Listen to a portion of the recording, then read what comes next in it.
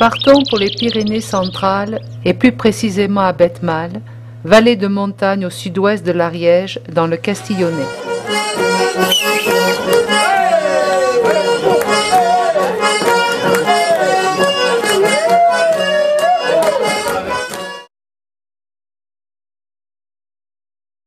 La vallée de Betmal s'étend du col de la Cor à la vallée du Lez.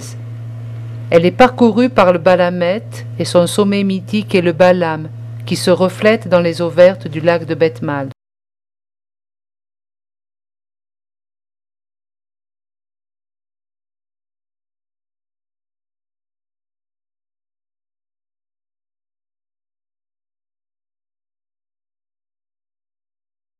Comme la plupart des vallées des Pyrénées, Betmal était fermée sur elle-même et le marché de Castillon était un lieu privilégié de rencontre.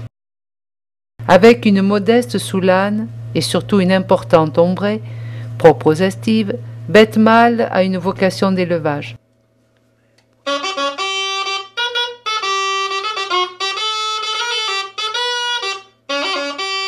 Betmal, c'est aussi plus de 100 km de chemin, ainsi que 5 hameaux en soulane et un en fond de vallée.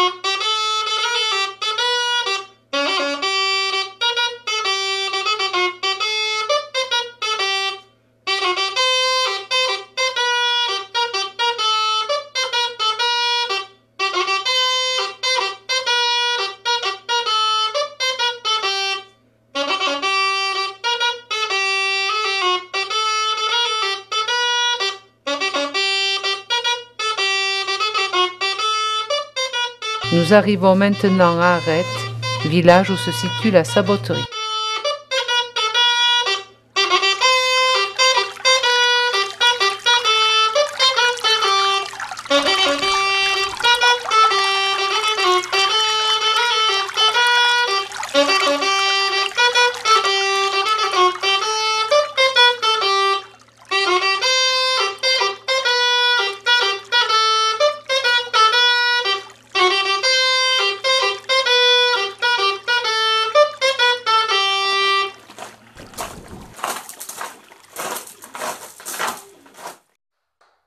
Bienvenue à la saboterie, où je vais vous dévoiler quelques secrets sur la fabrication des sabots de jardin, pour lesquels j'utilise des machines très anciennes. Vous allez voir aussi les fameux sabots aux longues pointes effilées, taillés et creusés entièrement à la main, comme le faisaient les Betmalais selon la tradition.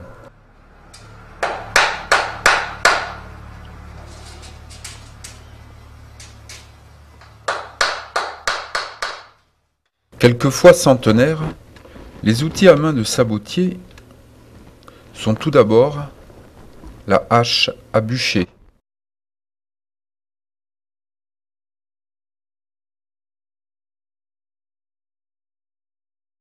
le parroir,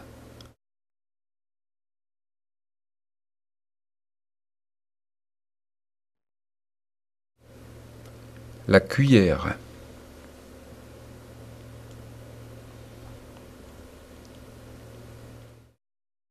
le boutoir et la roine,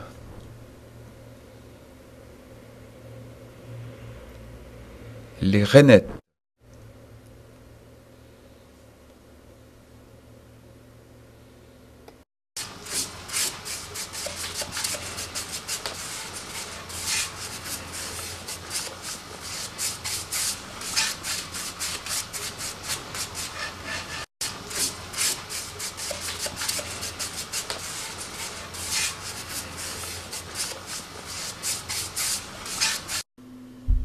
C'est dans un tronc de bouleau encore vert que seront taillés les sabots.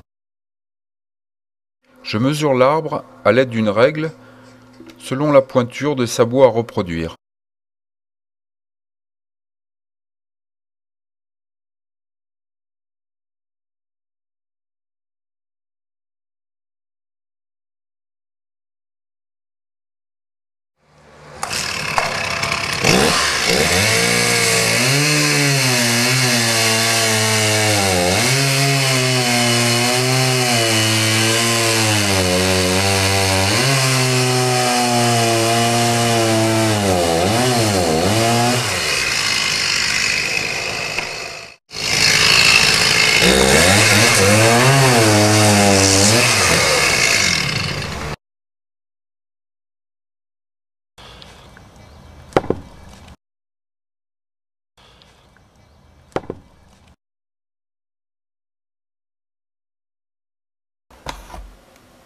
Le traçage du contour des sabots s'effectue à l'aide de gabarits de grandeurs différentes pour chaque taille.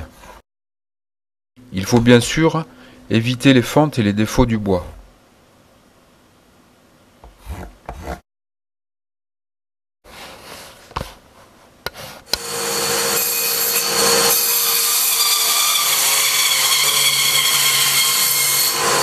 Les rondins sont ensuite refendus en quartier à la scie à ruban.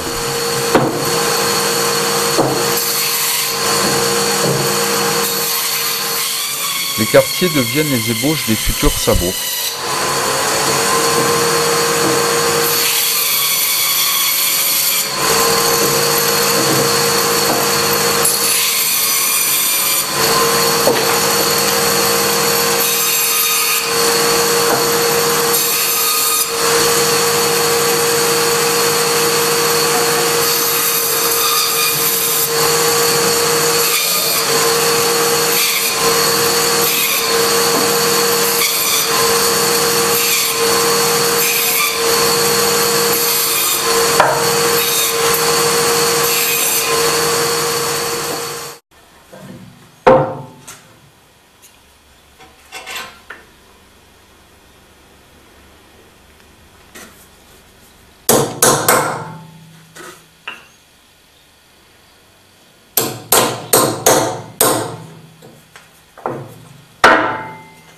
Le marquage du centre de chaque ébauche permettra une fixation précise sur les machines.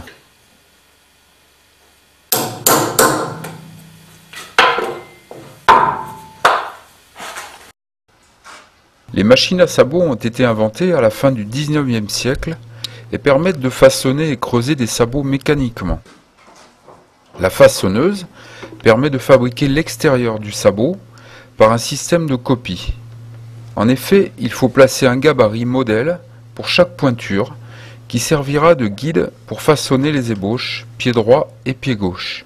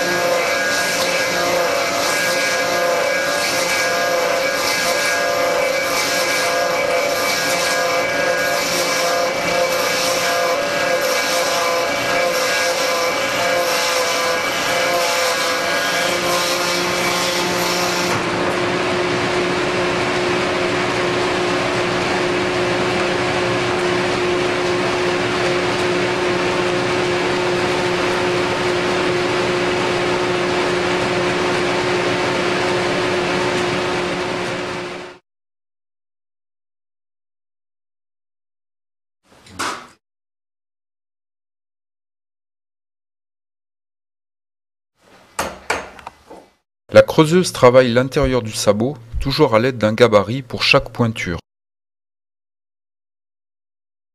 Une touche servira de guide à l'outil de creuse, appelé cuillère.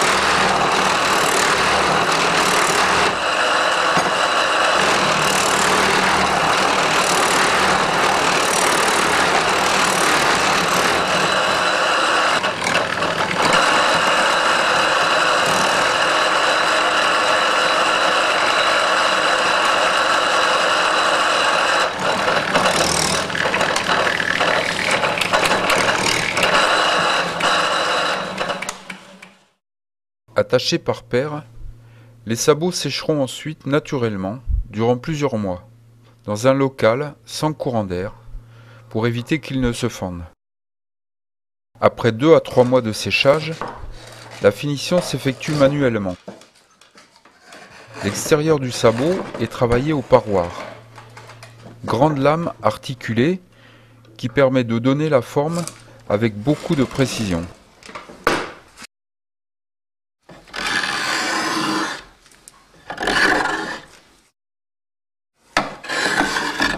Il faudra recreuser l'intérieur du sabot qui aura pu se déformer au séchage à l'aide de la cuillère. Il en existe de différentes tailles.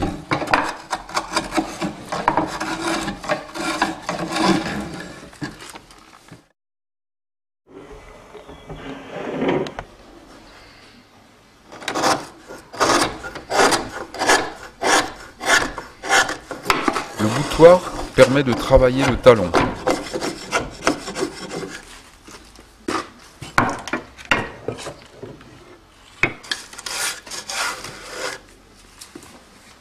La rouane est utilisée pour donner la forme de la semelle à l'intérieur du sabot, et ce, toujours pour un meilleur confort.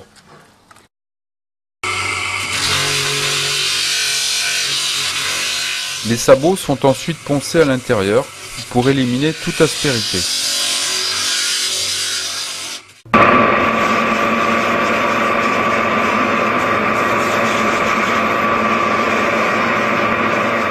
Une ponceuse à bande permet de finir l'aspect extérieur.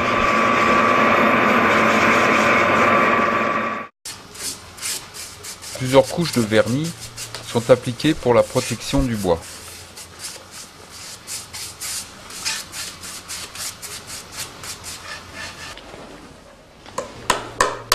Les semelles en caoutchouc sont fixées sous les sabots. Elles permettent de ne pas glisser et d'éviter une usure prématurée. La bride en cuir, munie d'un coussin, maintient le pied dans le sabot. Elle doit être fixée avec beaucoup de soin.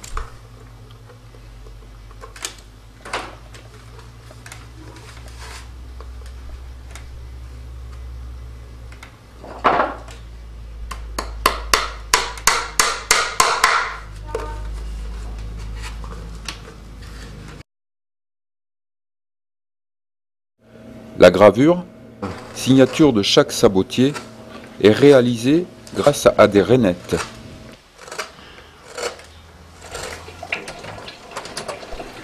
Les sabots dits sabots de jardin sont parfaitement adaptés aux travaux des jardiniers.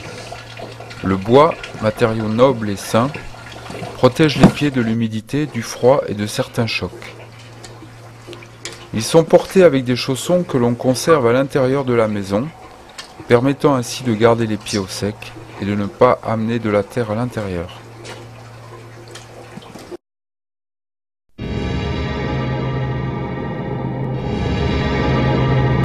IXe siècle, les Maures envahissent la vallée de Bethmal.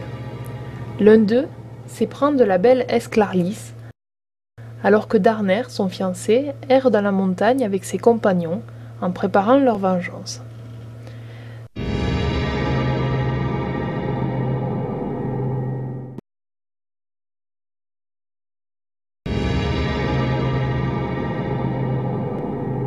Darner déracine 2 arbres courbés dans lesquels il taille une paire de sabots en forme de croissant de lune avec des pointes affilées.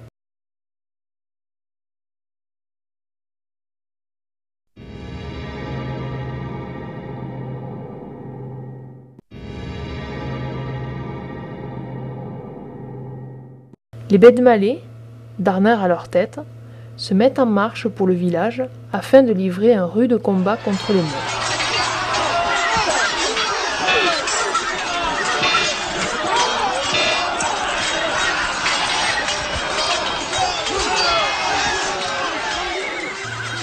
Les Bedmalais sont vainqueurs. Et Darner accroche aux pointes de ses sabots les cœurs de son rival et de son infidèle fiancé.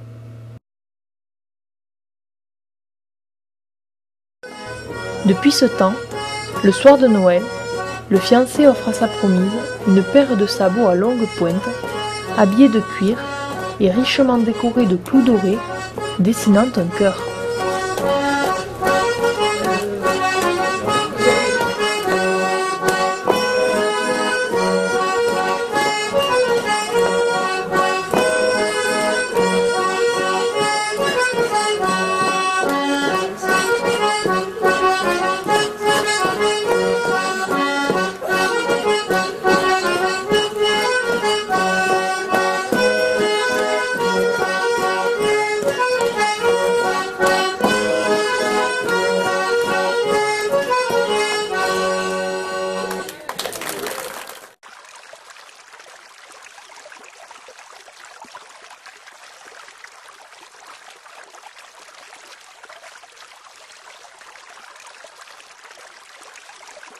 Pour confectionner des sabots de Bethmal, il faut d'abord arpenter la montagne pour trouver des arbres, hêtres ou bouleaux ayant une forme bien particulière.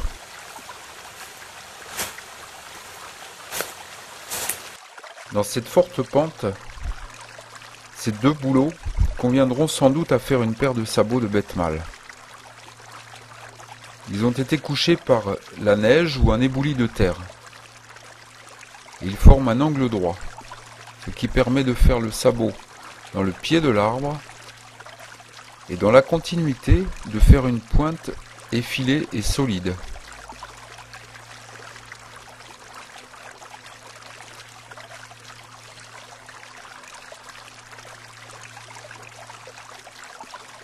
Il faudra nettoyer consciencieusement tout autour de l'arbre la terre avant de l'abattre.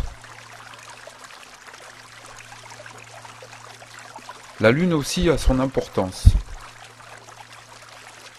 Les arbres abattus à la lune descendante sont de meilleure qualité.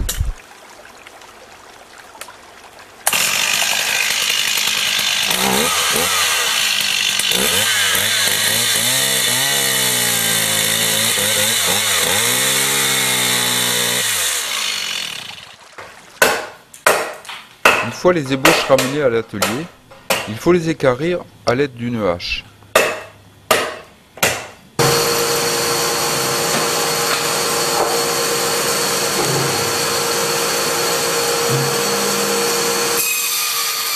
Pour faciliter la tâche, une partie du bois peut être débitée également à la scie à ruban.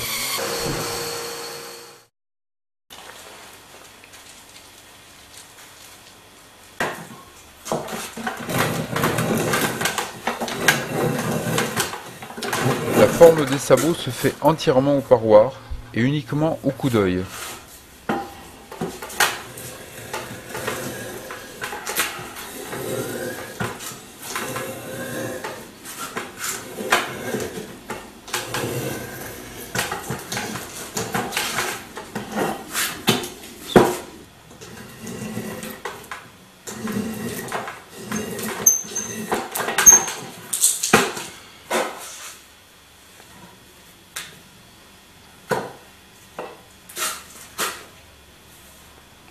La symétrie du pied gauche et du pied droit doit être la plus parfaite possible.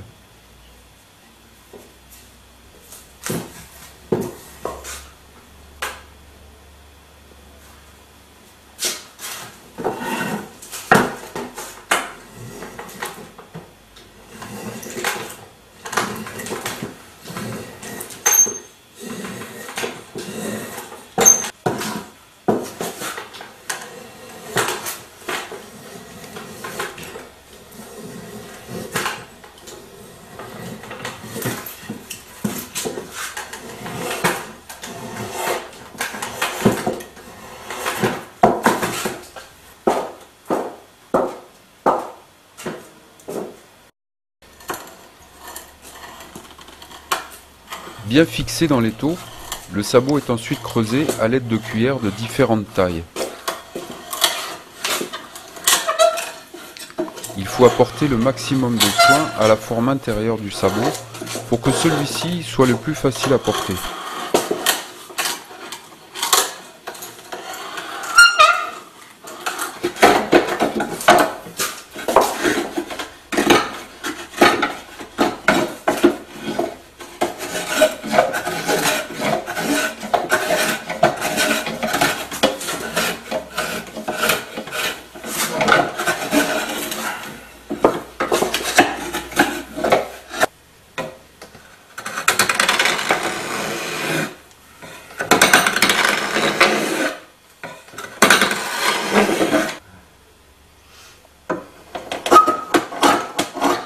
Le boutoir servira à façonner le fond du talon.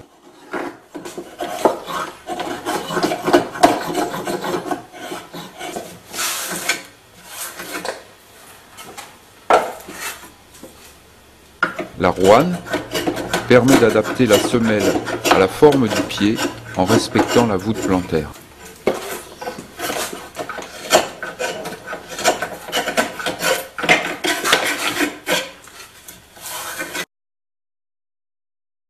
Les sabots vont ensuite sécher naturellement durant 4 à 6 mois.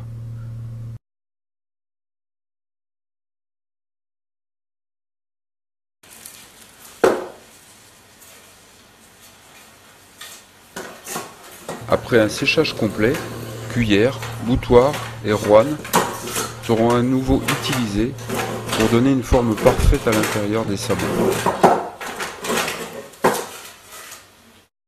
Le paroir servira à donner la forme définitive.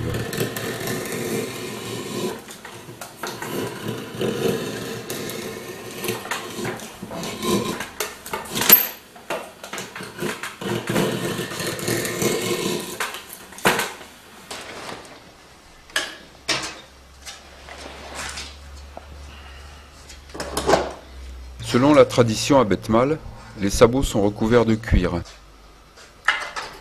La bride servant à tenir le pied dans le sabot est découpée comme autrefois dans du métal.